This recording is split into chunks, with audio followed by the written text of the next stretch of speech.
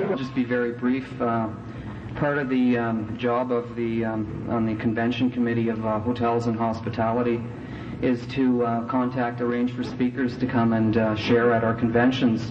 And that's one of the pleasures of doing service work, is that you get to meet people from different countries and different backgrounds, different varying ranges of clean time. And it's a real privilege to be able to meet other people in that way.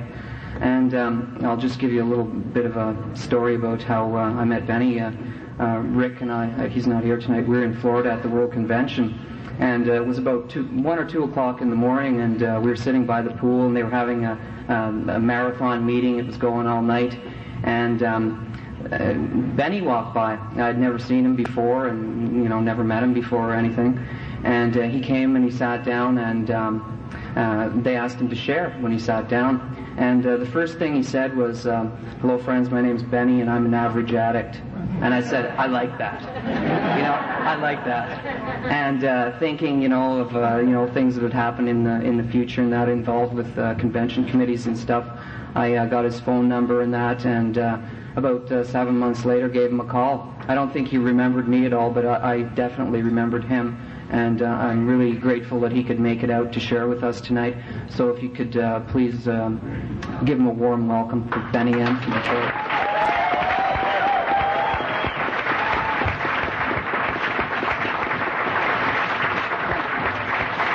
Benny, take your time. We're going to make sure anything Oh, gee, I'm not speechless, but I'm enjoying this. My name is Benny, and I'm an addict. Hi, Benny. And I like to think I'm not just a addict today. I'm a recovering addict. Right on. And I certainly feel I'm having an average recovery.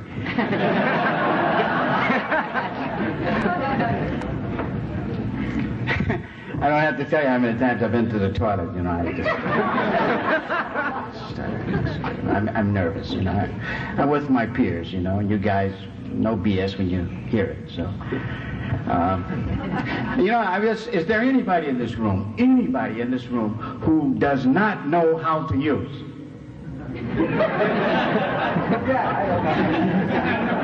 Well, I think that's great, because we don't have to talk about that, and we can sort of kind of focus on, this gift of life that you're talking about, that I would like to talk about for me. And before I go any farther, let me say to the newer people in this room, or anyone who may be having a problem in coming to grips with what this program is all about. It's good having you here. We certainly would like to see you again. We've waited a long time for you. And welcome. All right. Oh, gee. And I want to share my gift with you guys.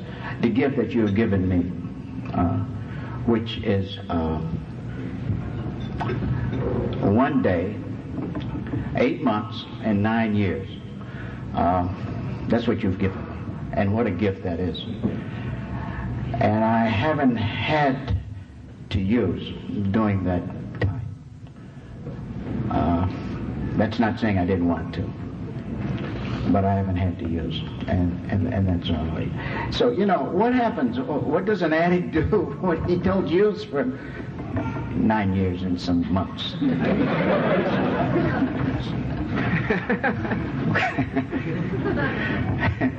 Yeah. Okay.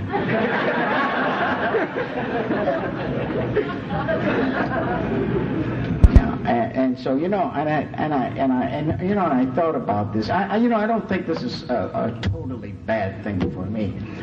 Feelings, okay. You know how we are about feelings, and we have them today. And I should have been here Friday morning, I think it was, and I got the tickets. I got my tickets March the 21st or something like that. But something happened to me Thursday night. I got so excited I couldn't sleep. That sounds familiar. And I didn't have anything either. I just couldn't sleep.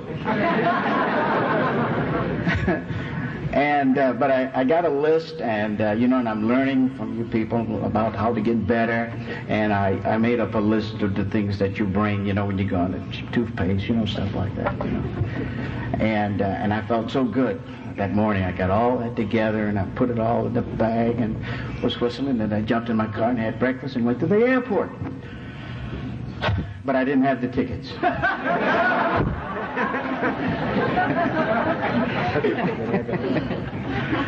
Yeah, so I missed my flight and had to go back home and get the tickets. So I got here a little late, but I got here. And I just can't begin to tell you what I'm feeling and what I think I'm seeing. I've never been in the company of such a group of laid-back addicts, man. You guys got it.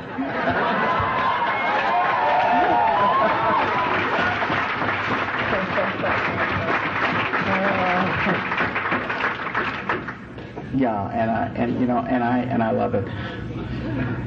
Very briefly, when I first met you all, I had no idea what this was all about, and I went into a hospital because I had the heebie-jeebies, it seemed like. And I ended up on a detox ward. I thought I had the big C or something. And this is when I met you all, and I'm telling you, what a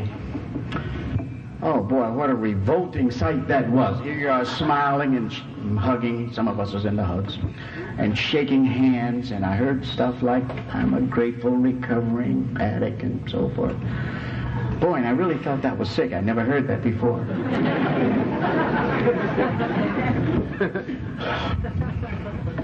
And you see, and I was in that hospital, and I guess, while we pray, we should sort of kind of remember different things to pray for, and I should say a prayer for the Blue Cross Blue Shield insurance, because I never would have been in there. I'm a working stiff. I'm just so grateful for so many things. I heard somebody say today that gratitude is a action term, and that I know today. That's one reason why I'm here.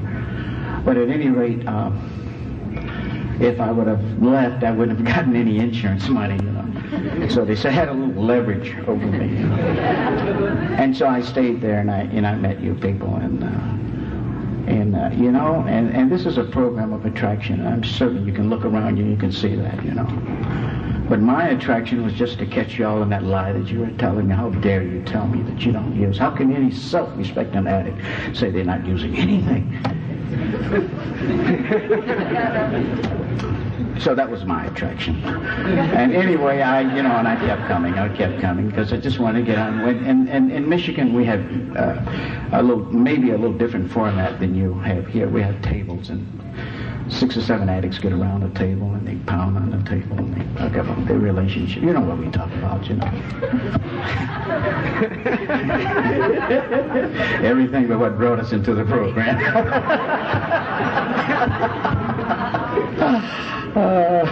So I wanted to get on top of one of those tables and really talk about you,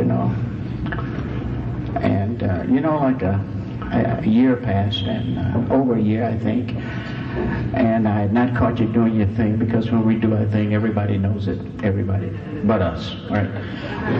And I thought about something else, that I hadn't used anything myself, nothing. None of that little boy, little girl stuff, weed or California coolers, anything like that, use nothing. And I hadn't even decided to quit yet. So it doesn't matter why we're here tonight. I mean, where's the courts or the police or the dog or cat, it doesn't matter. What matters is that we're here. No, that's what matters. And we may hear something where we don't have to use if we want to, and we don't have to use if we want to. Yeah. And that's how I've become involved with you all. I didn't know what to share. I know you wanted me to make an admission.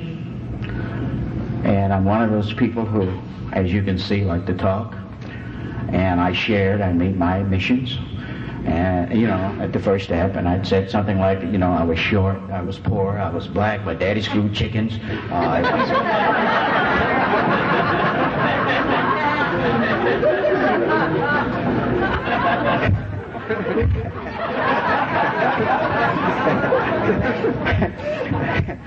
This is a wonderful program. There is a sort of a gentle, loving confrontation. Some of us call it inventory taking. Say, man, what we were asking you, was it still fun out there? That got to me funny like, because it stopped being fun for me, a long time ago. But I always thought fun was just around the corner if I could just get, hit the lotto. Do they have lotto in Canada? Well, anyway.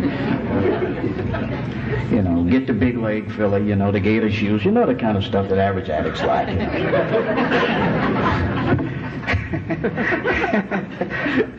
And some of those fantasies come true, but never was no fun. And so I got the first inkling from you all what was wrong with me. I was suffering from this affliction. I was suffering from the disease of addiction. Okay. And boy, I didn't take to that too kindly, because I certainly didn't want to be like you, no way, So, at some time I did become a part of the we, and I became like you all. We were all addicts. But the unmanageability, to me, after I'd stopped doing what I was doing, those average addicts things, injecting drugs in every conceivable place in my body, and just doing those things, right?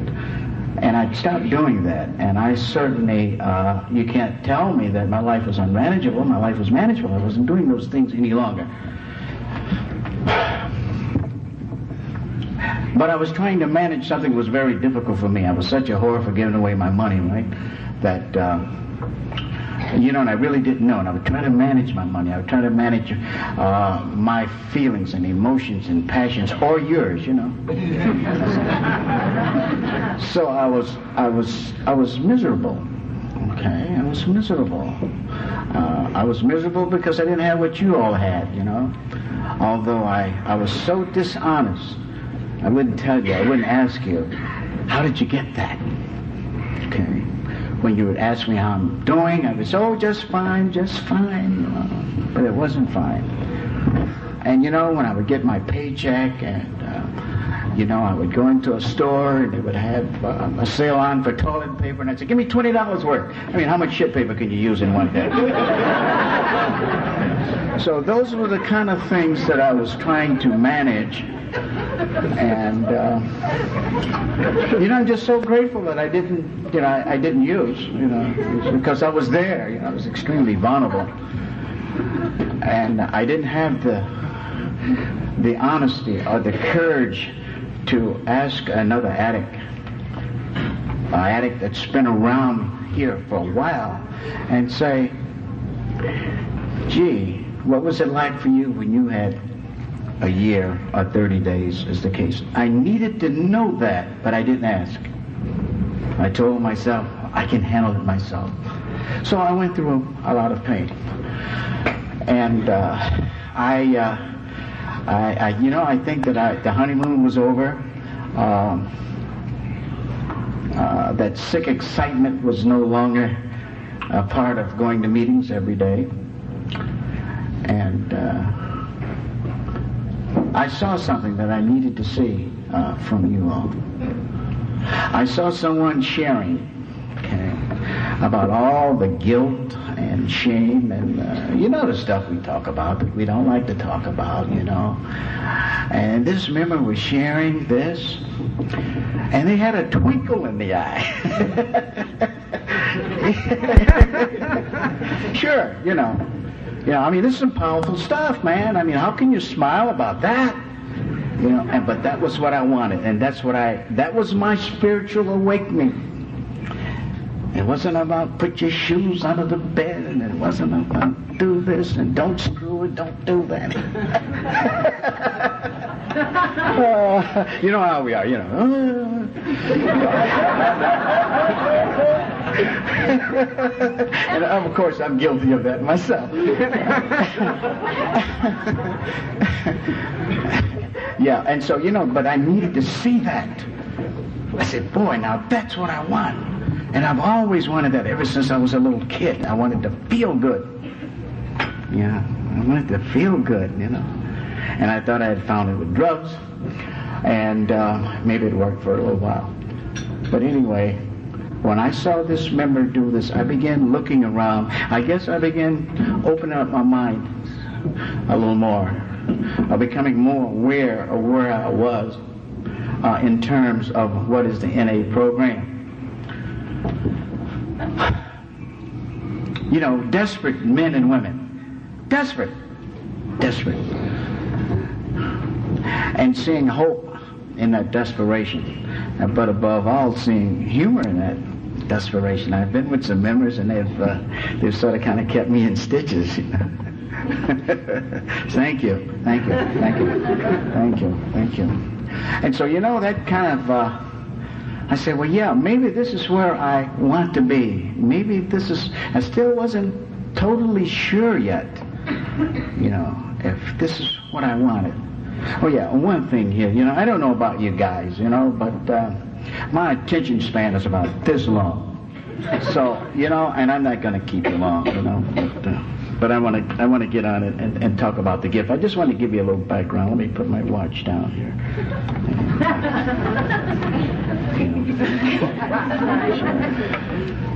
Oh, you know, this is some powerful stuff. You got a group of people there, and you got them and everything. You know, you can't go to the toilet. Be cool. Be still. One second.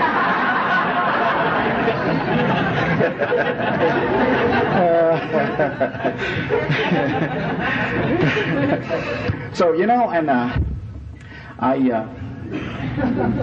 think that having some concept of the first 5 steps, and that we have an impact. It has an impact in our lives. And I think without that, we can't go on to the 6th step and the 7th step and so forth. Okay. And I think that that I'm beginning to have some impact from the first 5 steps, and I'm beginning to understand more of my condition as an addicted person with a disease. Okay. I think I'm beginning to understand that, as you all say, there's something more involved than simple drug use. You know, sure, I mean, that seemed like a misprint. You know, why would they put that in there? I mean, this is, I'm here, it's Narcotics Anonymous, you know, I'm here. You know. It's got to be dope, you know. Gee, yeah. And because I remember what you all said, say, quit using and you'll be all right, you know, which I didn't believe. And somehow I didn't use, but I wasn't all right. Boy, you know, I wasn't all right. So I began to, over a period of time, you know, wonder how come I was not all right. How come I did not have what I thought I saw you all had. And I began to look at that. One of the things that I did, I had a need to get good around here. Get good. And and I want to say something to you. Saints are a pain in the ass. You know?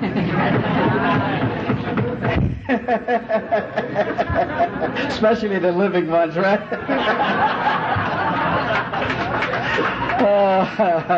So you all come to my rescue again and you say, man, we're not talking about being good, we're talking about getting better. Getting better. Okay, you know, because I wanted to get good. So, accepting this disease concept was not easy for me, okay? And it wasn't easy for me because, you feel good, the sun is shining, sex drive strong, you got $2.50 in your pocket, me I'm talking about. Well, we think about it anyway, right?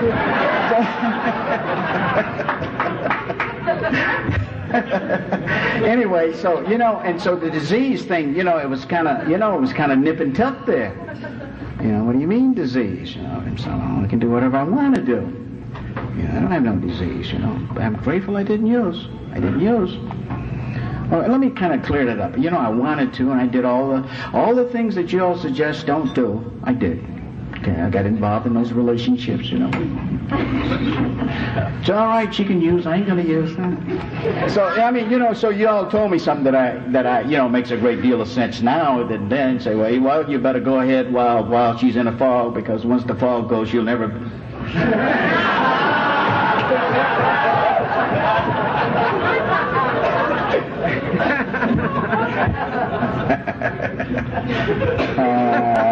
All right, guys, I'm sorry.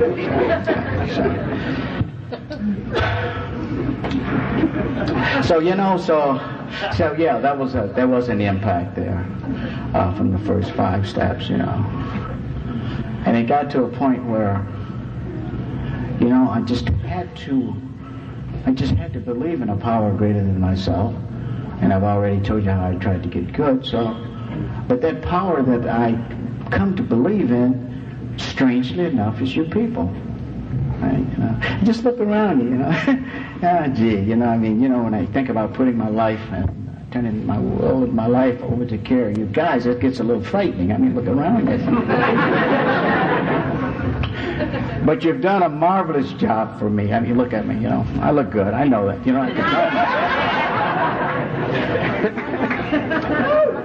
But I'm going to say something and I don't ever want to hear it again, ever. I'm a 63-year-old junkie and ain't that many around today. Trust me.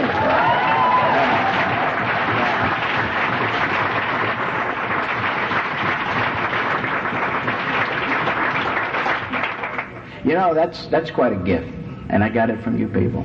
Okay. I got it from being involved in this program of Narcotics Anonymous. I believe in this program. This is not a religious program, thank God for that. But NA is my religion, if we just use some kind of a loose translation, as a way of life. Okay. I love this program, I love the people in the program.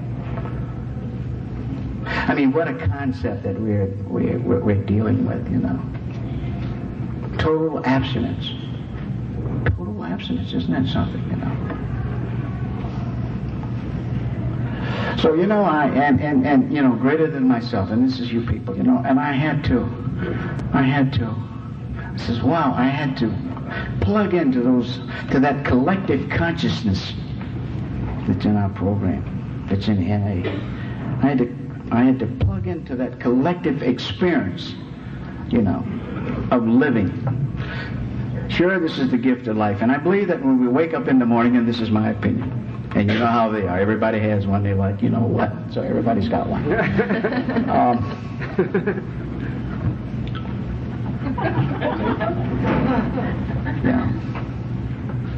I just had to believe that you all knew something that I didn't know. And I know that when I wake up in the morning, I have the gift of life. I can smoke a cigarette, sure. Drink some wine, whatever, sure. Go to work, go to a meeting, try to help somebody. All of those are my choices. They are my choices. And I needed help from you all to help me with those choices. Okay. Because at one time, they were your choices too. So I come to believe in you. And that was neat.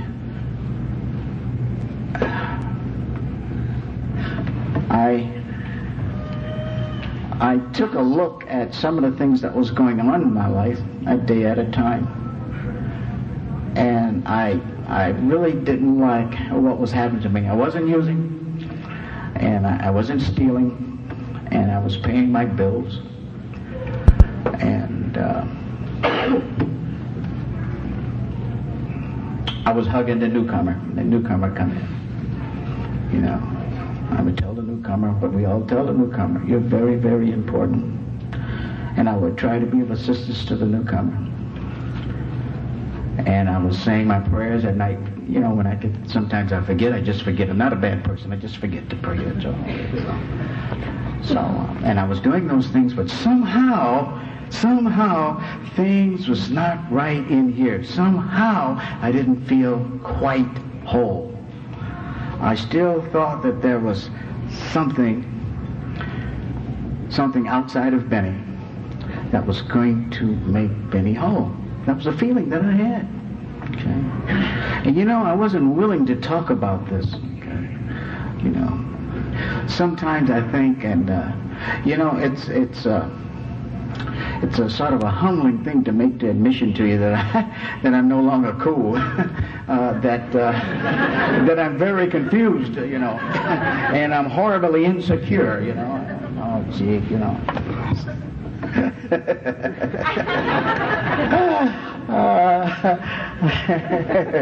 And so, you know, who wants to talk about that, right? And so, you know, so things got kind of hairy for me around there, you know.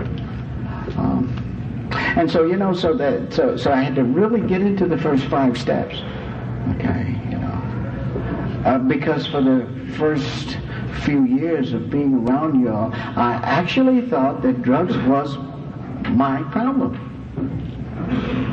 I thought that when I quit using, made the decision to quit using, that automatically I was going to start living. I would no longer be a dead person. You know, not dirt in the face dead, but, you know, like a zombie. I'm talking about in the program.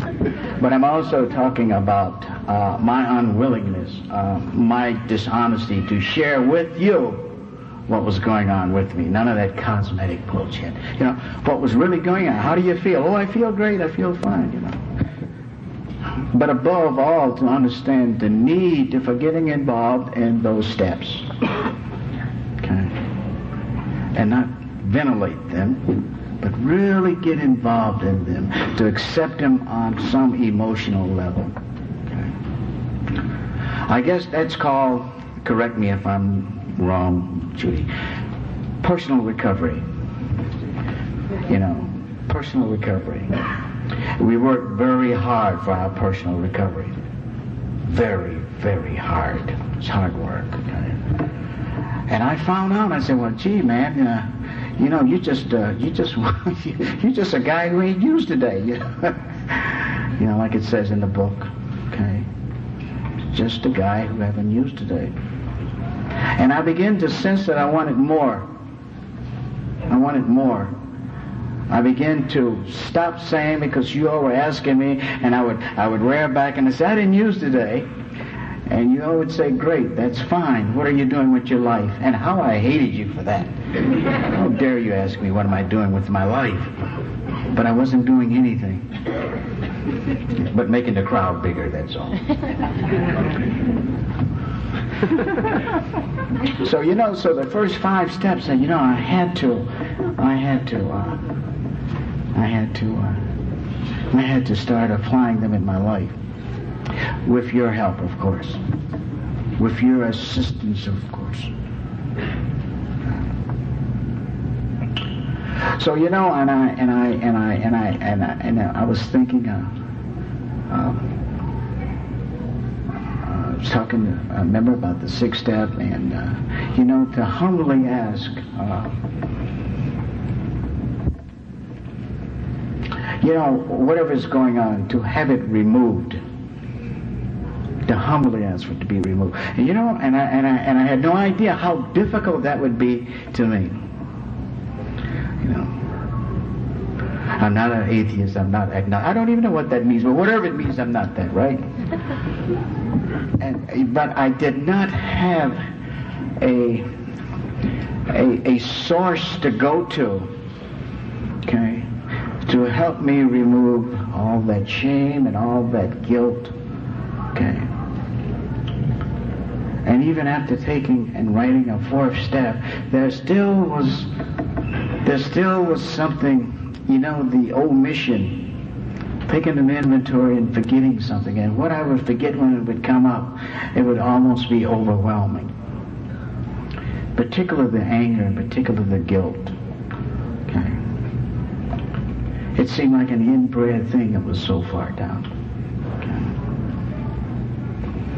I wanted that to be removed. Okay. And there are some practical things that went along with that too.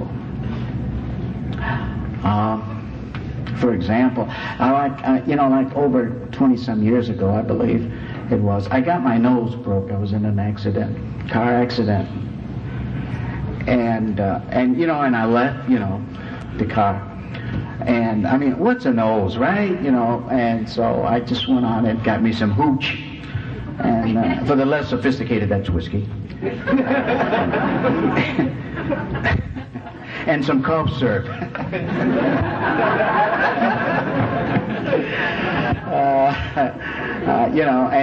Like I say, what's a nose? And so years later, okay, it began to bother me. You say, well, it's not a problem unless it's threatening breathing, right? That's what you all say. So this was threatening breathing. It was all cruddy inside. And I was carrying a low-grade infection. And I was told that it needed to be surgically rebroken. A deviated septum, I believe they call it. And I got a second opinion and said, yeah, it's a problem and it's not going to get better. Okay, and you should look at it. And a strange thing happened to me. And incidentally, I had the surgery in January of this year. But I got caught up in something. I got caught up in, should I get the morphine now or later?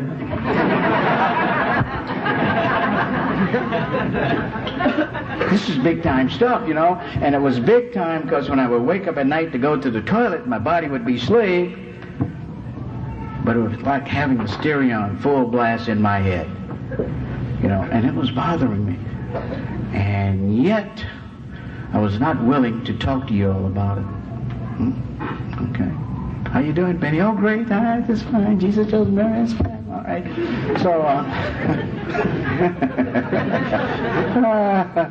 So anyway, and so you go to tables, you go to your group, you go to people, and all of a sudden something just comes up. Oops, there it is. I didn't mean to say that. And I remember what you all told me. God, it was so beautiful. You said, Benny, if you want to be straight, it doesn't matter what they give you. Why did I think about that? It doesn't matter what they give you, And so finally I made a decision to get the surgery, and part of my instructions was to take a responsible adult with me. And I really didn't know what that meant.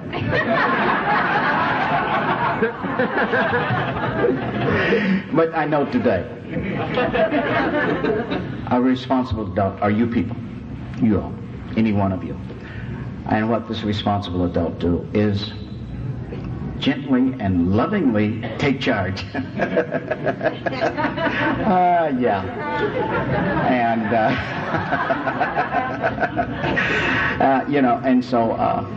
and so me and this and the person that went with me is my very dear friend, my son, and we practice together. So you can just imagine that those of you who may have families and and he's in the program too, thank God. Right. And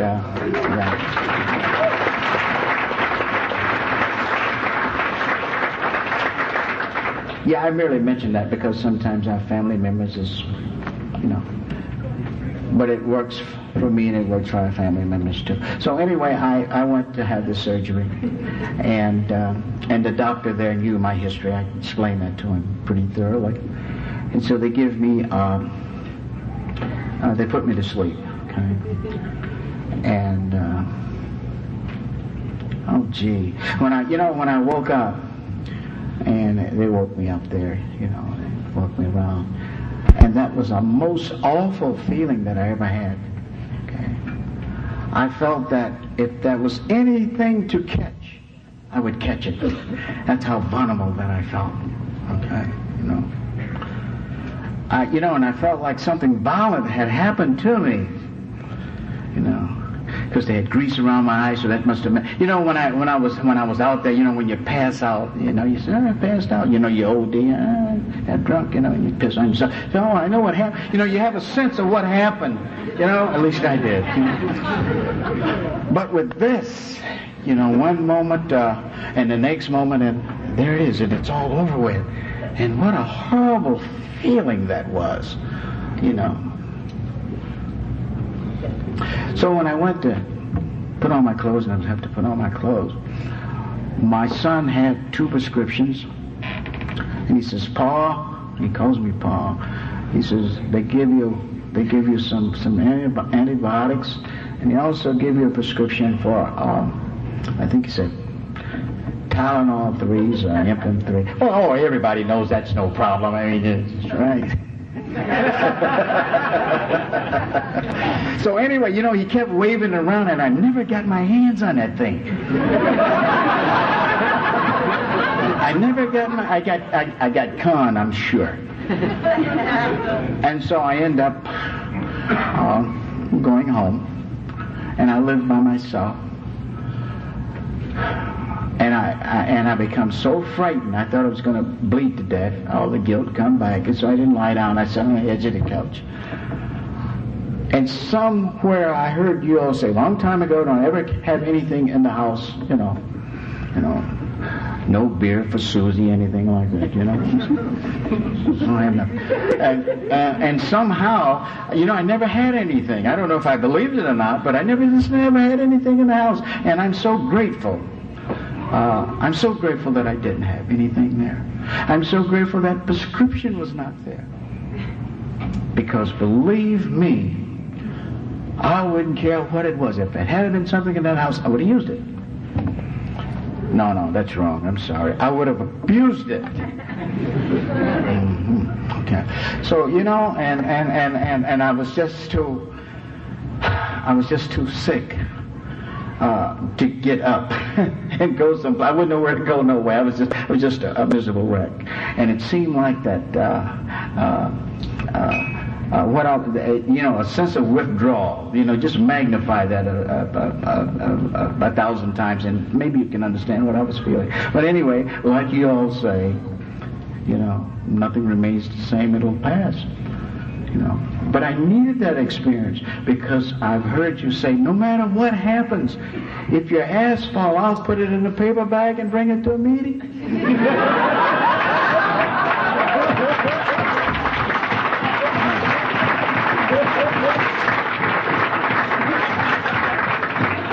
Yeah, you don't have to use. So you see, that become my experience. Your experience become my experience. So I'm grateful. But what the wonderful thing that happened to me is I was beginning to get what? Judgmental. You get a couple of days clean time, And, we don't always come in here with BMWs and whatnot. I mean, some of us come in with those red tennis shoes on in February. Yeah, and the galoshes on in July, no, because some of us come in like that, right, And we're told and it's suggested that we're all important, and we certainly want to tell this to the newcomer, But addicts is weird, when we BSing them, And so, I was at that point where I was willing to compromise that.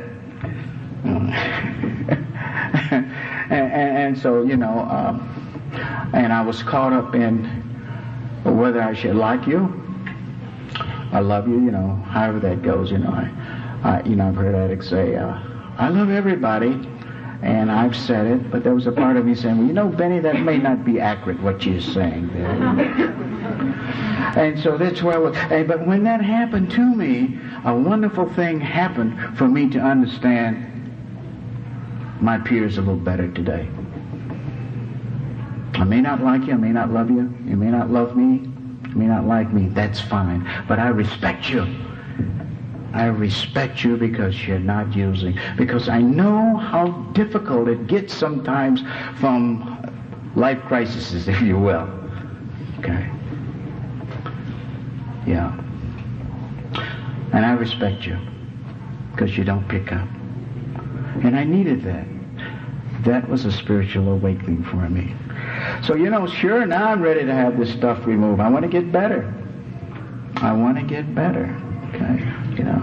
So I'm willing now to do what was so hard for me, to go to a source, to have this direct communication with this God of my understanding. This is something I need to. I found out I can't forgive myself in and of myself. I need help. Okay. I can't damn myself. I guess I would need help for that. Okay. With all the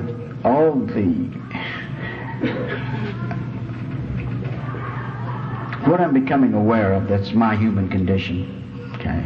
I need help. But above all, I want to enjoy this vision that I am now seeing. Okay. Man, I want to live way up into the next century. All this information that's coming at us, we're getting more information than we've ever had before in history about people like us. I just want to be a part of it. I just want to be around for that. I want to be around to enjoy what I'm beginning to understand now, the spiritual benefits of this program, and having that void filled up with spiritual meat, if you will. Okay, you know, I had no idea of the spiritual sickness that I was involved in, and I was quite contented to say, gee, I ain't shooting dope. I guess that statement in itself is let you know where I was in terms of program. I get all kind of different times around here. So, you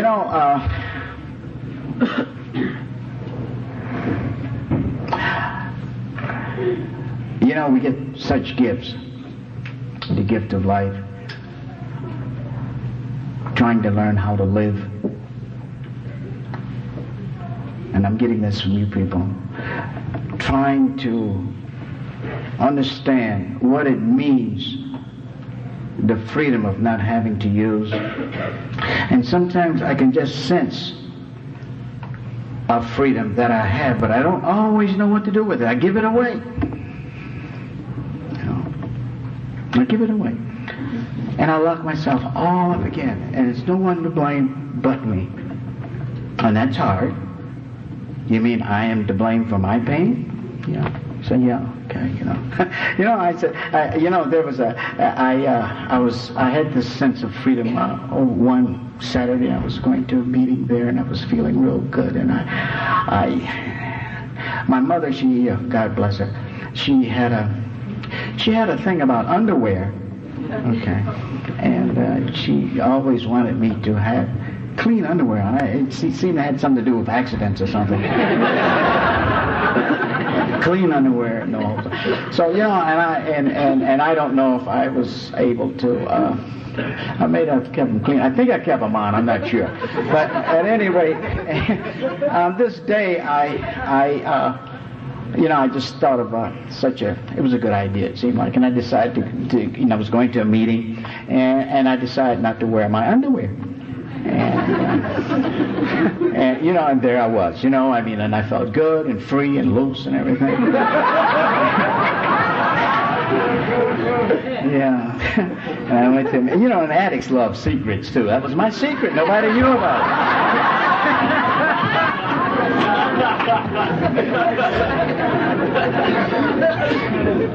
it. So after the meeting was over, as I want to do, you go out and you have coffee and you socialize, you do a little stuff like that. That's an interesting time. Sometimes you hear some real good stuff in those little situations there, And so coming back to our cars, there was a open manhole, and I stepped in that, okay, right up to the hip, okay.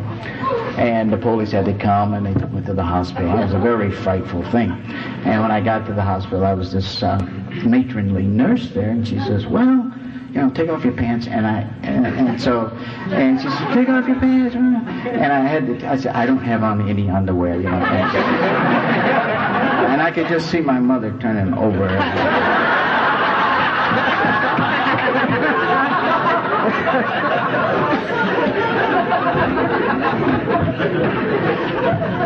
So you see, I'm not sure what to do with this freedom.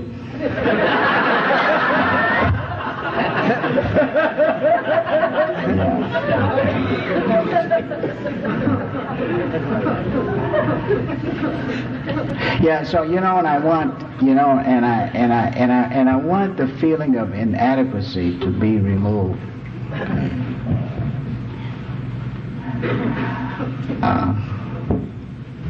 I want this feeling, I wake up some morning and I say my prayers, and the next half a second I feel like a lump of doo-doo, and what did I do wrong? So I want this guilt to be removed too. Okay, and this is something that I found it very difficult to talk about. Okay, I found it very difficult to talk about my anger, and I had no idea that I was such an angry young man. Well, it wasn't anger; it's like rage, man. And I didn't like what I would feel when I would get like that. It's a real toxic feeling. It's like going up on the ceiling, and it takes time to come down. And I didn't like that feeling when I come down from that trip of anger. I didn't like that. So I want that removed. And I know this is what what I must work on to get involved in what you all like to refer to as personal recovery. Okay? I'm seeing you. Part of my vision is seeing you guys, having babies, getting married. Now, I think that's neat. I do. I love hearing you all share with other addicts. Go for it. Addicts going back to school, they're getting degrees, they're getting their masters, they're getting their bachelors, associates, high school diplomas. I love all of that. Okay. Making use of what this program, what Narcotics Anonymous is giving us, making use the gift of life of just being able to wake up and breathe and make a decision what you're going to do that day or that moment. What are we going to do? And that's what I want to do. I no longer want to rob myself of living this golden moment that we all have. Though it's 24 hours, I suspect that it kind of works like this, golden moment by golden moment. I kind of suspect that's the way it goes. Okay. Yeah. When I was coming over here on the plane, and boy, was the weather turbulent. The plane was bouncing all over. It's powerless business. Sometimes you have to get some concrete reality of what that means, you're way up there. And so there were a couple of ladies on the plane, God bless them, and so they were praying, And I looked, and I says, wow, But the thought come to me how totally unprepared I am.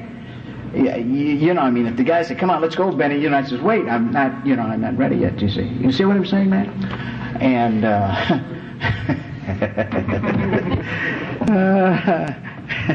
So so Joe F. and he was saying, well, he sort of kind of feels that, and now I agree with him that in order to live, you got to be prepared for the other end of it.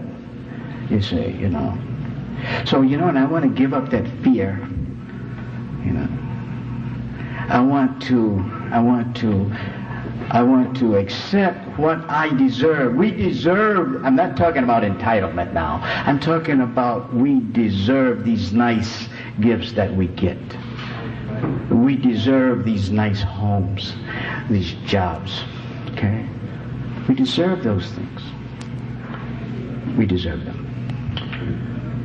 And when I think about the gifts that I receive, I only run into trouble when I say, this is mine, this is all mine, don't mess with it, this is mine. And somehow I run into a lot of trouble.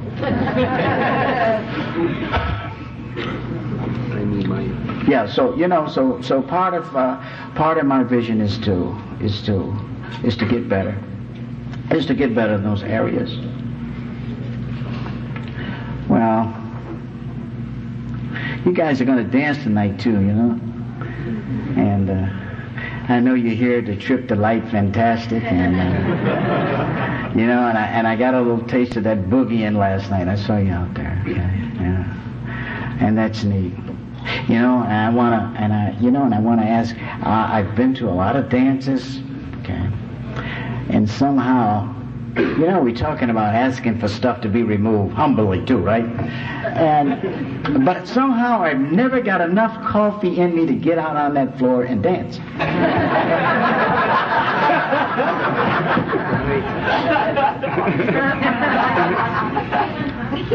Well, it kind of goes like this. I'm so important, everybody's going to stop doing what they're doing and watch me make an ass out of myself.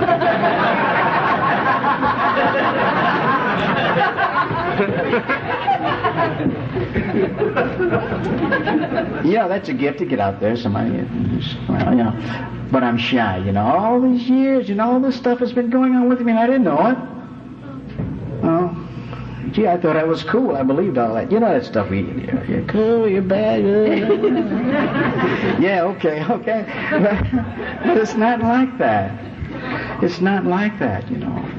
I'm so grateful I haven't had to go to the toilet while I've been standing here.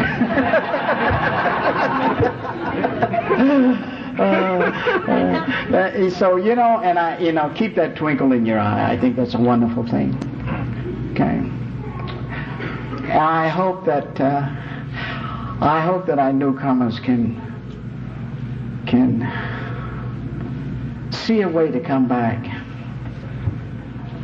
So much happens at our meetings. One thing that we don't do is use. Yeah, we don't use at our meetings.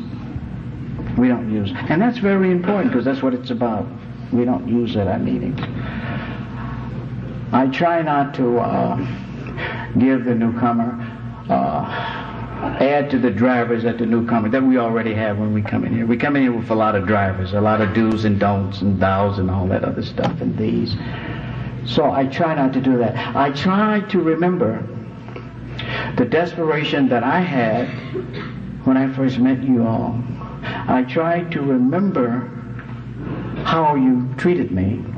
Okay? I try to remember, how you touch me in that place that people like to be touched at. That very special place. I want to remember that because it was so gentle. And I hear so much talk about how we each understand God, and I think that's great. But when you touch me in the way that you touch me, boy, it's the greatest gift I ever had. And when I allow you to do that, it's the greatest gift I can give you. And so this is God for me. This is God for me. And it's a very practical God, I think. I can see you guys. I can touch you. You do those kind of things. I can hear all that desperation. I can hear you come here and says, I want to rip his or her heart out. You know? Isn't that a hell of a feeling? You know? Rip it with your bare hands? Yeah, yeah.